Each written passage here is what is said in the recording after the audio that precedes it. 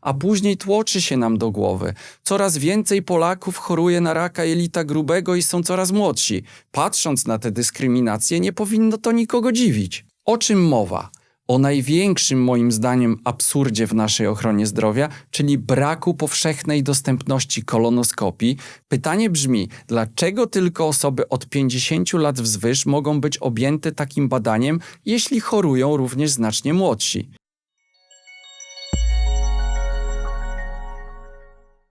Cześć pacjenci! Czego możecie spodziewać się po serii absurdy w polskiej ochronie zdrowia, którą właśnie tym odcinkiem otwieramy? Tego, że będziemy punktować w nich sytuacje, z którymi mierzą się pacjenci i które po prostu nam przeszkadzają. Czego możecie spodziewać się konkretnie po dzisiejszym odcinku? Tego, że pokażemy Wam dziś, że powinniśmy rzadziej chorować i umierać na raka jelita grubego, a chorujemy coraz częściej i to w coraz młodszym wieku. A moglibyśmy do tego raka w zdecydowanej większości przypadków nie dopuścić, gdyby nie dyskryminacja ze względu na wiek. Zobaczcie, mówi się często, że to my się nie badamy. To częściowo oczywiście prawda, którą również pokażemy w jednym z kolejnych odcinków. Ale duży wpływ na to, że się nie badamy, mają ograniczenia, które się na nas, pacjentów, nakłada. O czym mowa? O największym moim zdaniem absurdzie w naszej ochronie zdrowia, czyli braku powszechnej dostępności kolonoskopii, która ze względu na swoją skuteczność i możliwość wycięcia podejrzanych zmian na wiele lat przed tym, gdy okażą się złośliwe, powinna być absolutną podstawą profilaktyki.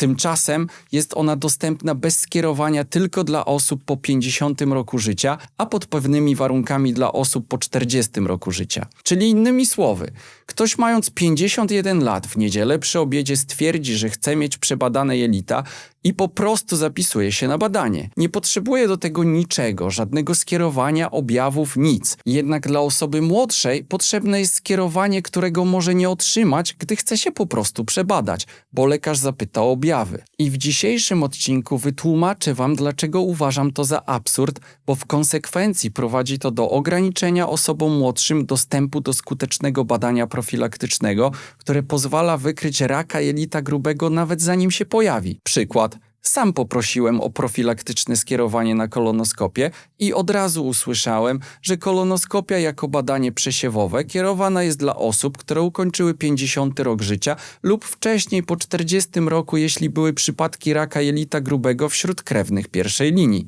Nie łapałem się na żaden z tych warunków, więc musiałem obejść się bez tego badania. Musiałbym mieć objawy, żeby je otrzymać i to właśnie jest absurdalne. Kiedyś mówiło się, że na ten nowotwór chorują jedynie osoby starsze i młodszych dotyczy to sporadycznie. Jednakże teraz sytuacja zmieniła się diametralnie. Chorują nawet 20-latkowie i co najgorsze nie mają równego dostępu do tego badania. Nie wiem, czy wiecie, ale ten nowotwór rozwija się bardzo długo, kilka, a nawet 10 lat i da się go odpowiednio wcześnie zdiagnozować w przeciwieństwie do wielu innych nowotworów. Mówiąc wprost, mamy szmat czasu, aby do niego nie dopuścić, a jednak dopuszczamy. Według Krajowego Rejestru Nowotworów w 1980 roku zachorowało na niego 4,7 tysiąca osób, a w 2017 już 19 tysięcy osób. Tendencja niestety jest wzrostowa. Z kolei według dokumentu OECD Krajowe profile dotyczące nowotworów Polska 2023 nowotwór jelita grubego to trzeci najczęstszy nowotwór zarówno wśród Polek, jak i Polaków. 15% zachorowań na nowotwory u mężczyzn w Polsce oraz 11% wśród kobiet dotyczy nowotworu jelita grubego. Co gorsze, jest to drugi największy zabójca Polaków spośród wszystkich nowotworów. Większym jest tylko rak płuc. Istnieją nowotwory, które są bardzo trudne do zdiagnozowania na wczesnym etapie, ale rak jelita grubego do nich nie należy, gdyż powstaje przez wiele lat. Najbardziej przystępnie proces powstawania raka jelita grubego opisała pani doktor habilitowana nauk medycznych Barbara Radecka w materiale na kanale Fundacji Europa Kolon Polska, którego fragmenty chciałbym Wam zaprezentować. Rak jelita grubego to jest nowotwór, który rozwija się względnie powoli. Uważamy, że jego rozwój w jelicie grubym zwykle zajmuje kilka, niektórzy eksperci twierdzą, że nawet kilkanaście lat. Tak jak wspomniałam, sam rozwój raka jest procesem długotrwałym. Większość raków jelita grubego, to muszę też wspomnieć w nawiązaniu do naszej wiosennej kampanii, rozwija się na podłożu polipa. Polip to jest zmiana łagodna, która powstaje w błonie śluzowej wyściełającej jelito od środka. I taki polip w wielu przypadkach może przekształcić się w raka po kilku latach. Jeżeli będziemy wykonywali badania profilaktyczne, możemy taki polip usunąć i zapobiec temu, żeby kiedyś w przyszłości przekształcił się w raka.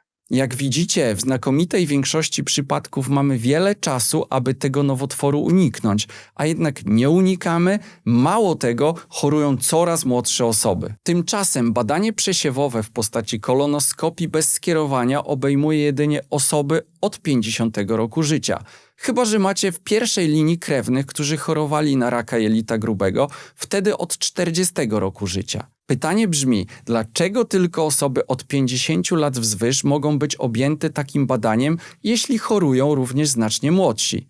Przecież jest to ewidentna dyskryminacja ze względu na wiek. Muszę w tym miejscu poinformować Was, że istnieją jednak przykłady dające nadzieję, że będzie lepiej. Znalazłem je w jednej z prywatnych klinik, gdzie co prawda odpłatnie, ale można wykonać kolonoskopię zupełnie bez skierowania, niezależnie od wieku. Więc upraszczając, można z ulicy umówić się, chwilę poczekać, zapłacić i mieć zbadane jelito. Wróćmy jednak do rzeczywistości większości polskich pacjentów, których nie stać na badania odpłatne. Stwierdziłem, że zbadam sytuację na realnych przykładach. W tym celu przejrzałem zarówno badania naukowe publikowane na medycznym portalu PubMed, ale także widząc, jak wiele młodych osób choruje na raka jelita grubego i chcąc badania naukowe odnieść do rzeczywistości polskich pacjentów, sprawdziłem także 130 zbiórek osób chorych na raka jelita grubego na portalu siepomaga.pl. Chciałem się dowiedzieć, czy faktycznie jest tak, że chorują jedynie osoby starsze, na przykład po 50. Jeśli rzeczywiście tak by było, to ten odcinek by nie powstał. No więc, co mówią badania naukowe? Sprawdziłem w 2 pracach. Pierwsza z nich mówi o tym, że co prawda w USA mediana zachorowań to 70 lat u mężczyzn i 72 lata u kobiet, to jednak rośnie skala zachorowań wśród młodych ludzi. Drugi dokument pokazuje natomiast skalę wzrostu globalnie. Przewiduje się, że do 2030 roku ponad 1 na 10 przypadków raka jelita grubego i 1 na 4 przypadki raka odbytnicy będą diagnozowane u pacjentów poniżej 50 roku życia. Mało tego, samo badanie pokazuje, że największy wzrost zachorowań odnotowywany jest u osób w przedziale między 20 a 39 lat. Wszedłem więc na nasz największy portal zbiórkowy, aby sprawdzić, jak się mają badania do rzeczywistości w Polsce, jeśli chodzi o chorych na raka jelita grubego. Przeczytałem więc historię wszystkich tych osób, niektóre przerażające wręcz, i co się okazało? Dokładnie to, co podejrzewałem, że chorują osoby znacznie młodsze niż 50 lat, czyli takie, które nie kwalifikują się do kolonoskopii jako badania przesiewowego bez skierowania. No więc średni wiek tych osób w momencie diagnozy to 46 lat i 8 miesięcy, czyli znacznie poniżej 50 roku życia. Taka osoba musiałaby poczekać jeszcze ponad 3 lata, aby mogła zrobić sobie kolonoskopię bez skierowania i bez żadnych objawów. Ale to nie wszystko. Aż 74 osoby spośród tych 130 miało poniżej 50 lat w momencie diagnozy, czyli prawie 57%. Ktoś powie, no dobra, ale może niewiele już im do tej 50 brakowało. Niestety nie, bo poniżej 40 roku życia było prawie 31% osób, czyli 40 osób. A poniżej 30 roku życia było aż 10 osób, czyli prawie 8%. Najmłodsza osoba miała w momencie diagnozy 23 lata, a co najważniejsze, sprawdziłem także, ile z tych osób zmarło przed 50. I niestety aż 37 osób, czyli prawie 30% zmarło na tę chorobę przed 50. Nie doczekaliby kolonoskopii bez skierowania. I co ważne, część z nich wprost zaznaczało, że nie mieli przypadków tej choroby w rodzinie. Problem jednak w tym, że ta choroba bardzo długo może nie dawać żadnych objawów, o czym mówi doktor nauk medycznych Marta Słomka na kanale Szpitala Kopernika w Łodzi. Rak jelita grubego może rozwijać się bezobjawowo przez wiele lat, dlatego należy przeprowadzać badania profilaktyczne, przesiewowe w tym kierunku. Nadzieja natomiast jest w tym, że im wcześniej wykryty rak, tym większe szanse na wyzdrowienie, o czym mówi cytowana już wcześniej doktor habilitowana nauk medycznych Barbara Radecka na kanale Fundacji Europa Polska. Wyniki leczenia raka jelita grubego Podobnie zresztą jak i wszystkich nowotworów. Zależą przede wszystkim od zaawansowania choroby w chwili rozpoznania. Wcześnie wykryta choroba zazwyczaj jest w pełni uleczalna. Podsumujmy więc. Mamy badanie, które skutecznie wykrywa raka jelita grubego, a nawet stadia przedrakowe i podczas którego można usunąć niepokojące zmiany, ale żeby po prostu się zbadać, trzeba mieć 50 lat lub 40 lat i chorych najbliższych krewnych. Jeśli nie mamy ani jednego, ani drugiego, ani trzeciego, nasze szanse na skuteczną profilaktykę znacznie maleją.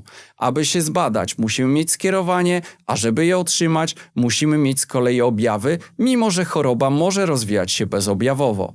Pamiętajcie przy tym, że objawy mogą być wręcz symptomem zaawansowanego stadium. Czyli w skrócie, młodsze osoby, jeśli odkryją swoją chorobę, z bardzo dużym prawdopodobieństwem będzie już ona zaawansowana, a później tłoczy się nam do głowy. Coraz więcej Polaków choruje na raka jelita grubego i są coraz młodsi. Patrząc na tę dyskryminację, nie powinno to nikogo dziwić. Drodzy widzowie, to jest absurd. Skoro mamy skuteczną metodę wykrywania raka na wczesnym etapie, a nawet zanim się rozwinie, powinniśmy móc z niej korzystać bez wyjątku, niezależnie od wieku.